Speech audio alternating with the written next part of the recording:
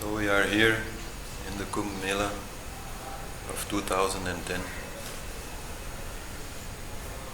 There is one thing that demonstrates the union of all yogas. It is this Kumbh. From all over India and even far from abroad, different traditions have come together in one place to celebrate. Still, if we walk around here in the Kumbh and if we hear these wonderful teachers talk, we may feel there is also some separation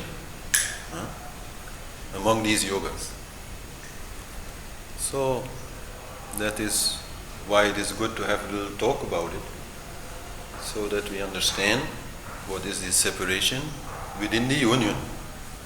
Because quite clearly, the separation is the illusion. The union is the truth. Yoga is union. How could there be separation within yoga?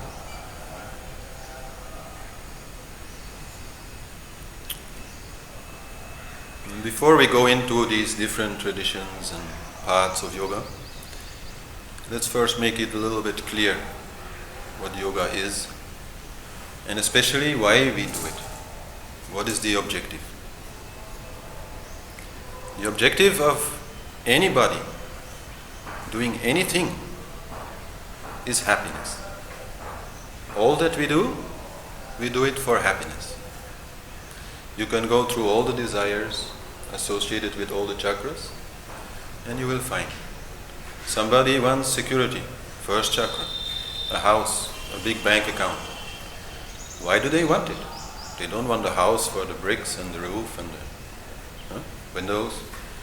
No, they want it because it will give them a feeling of security, or to put it otherwise, it will take away a feeling of insecurity, and that way allow them to be happy. If we go for chocolate, why do we want chocolate?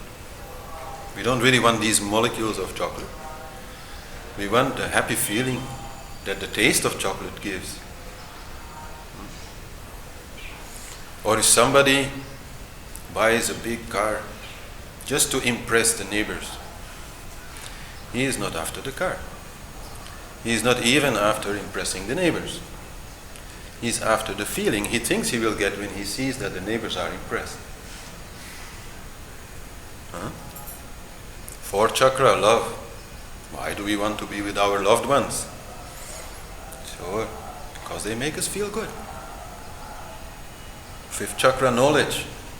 Why do we want knowledge? What's the use? If not to make us more happy.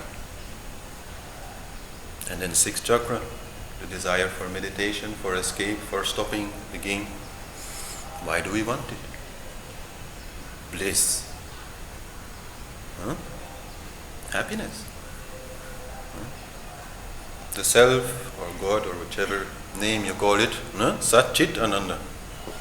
Truth, being and bliss.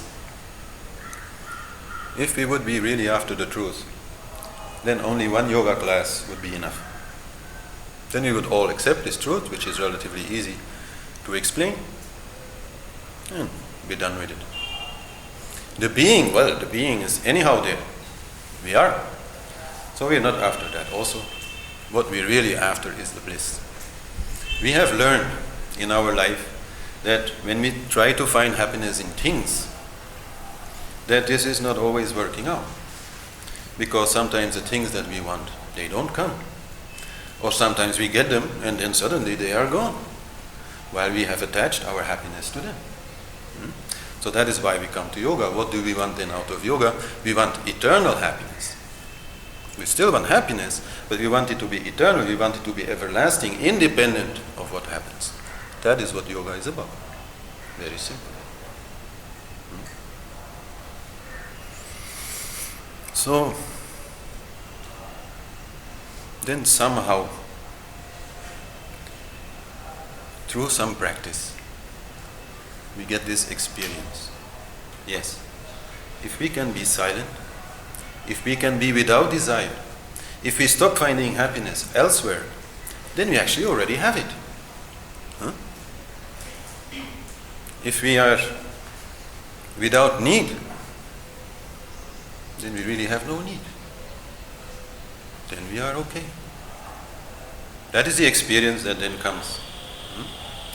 And then we find that this happiness is our innermost self, is our being, is us. We are all very happy. We just tend to forget it. And believe that there is something that has to be done in order to be happy, but actually if we stop doing that, we realize that by ourselves we are already happy.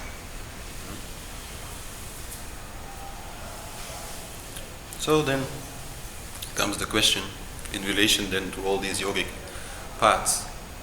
What is the best way? What is the best way to really merge with this universal consciousness which is in each one of us? This happiness, this bliss. How can we really always have that?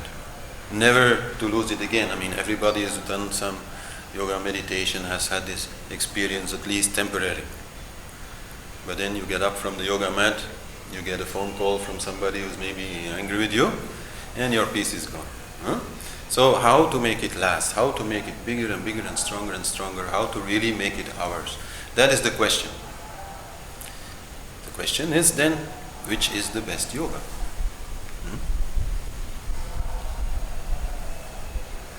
Well, one thing should be clear from this class today. There is not one yoga which can call itself the best yoga. This does not exist. Because that which we have to do is not the seeking of something, the finding of something. The happiness, the enlightenment is already there. We don't need to find it. We only need to drop everything else. We need to drop our desires, we need to drop our stories, we need to drop our mind, our body, our health, everything.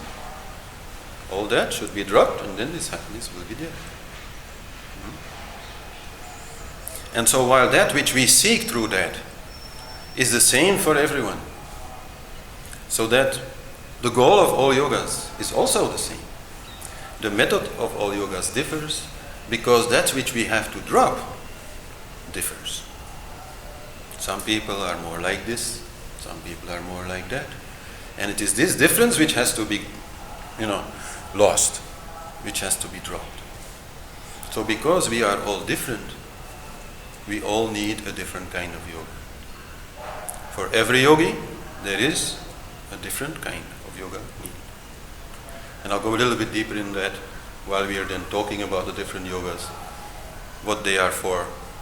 And then you can more easily maybe recognize in you, oh yeah, this is like one thing which I'm having a hard time to drop. And so I could use this yoga to help me drop it. So ultimately the best yoga is only your yoga. But this is not the best yoga for everybody. Only for you. You must make your own mixture. You must take from different places, different paths, make your own thing. Ultimately, that's what you have to do. But of course, at the same time, this game is also our yoga. And in that way, again, yoga becomes one. We all have to do this same thing, but each in our own way. So that is where the true union is in yoga.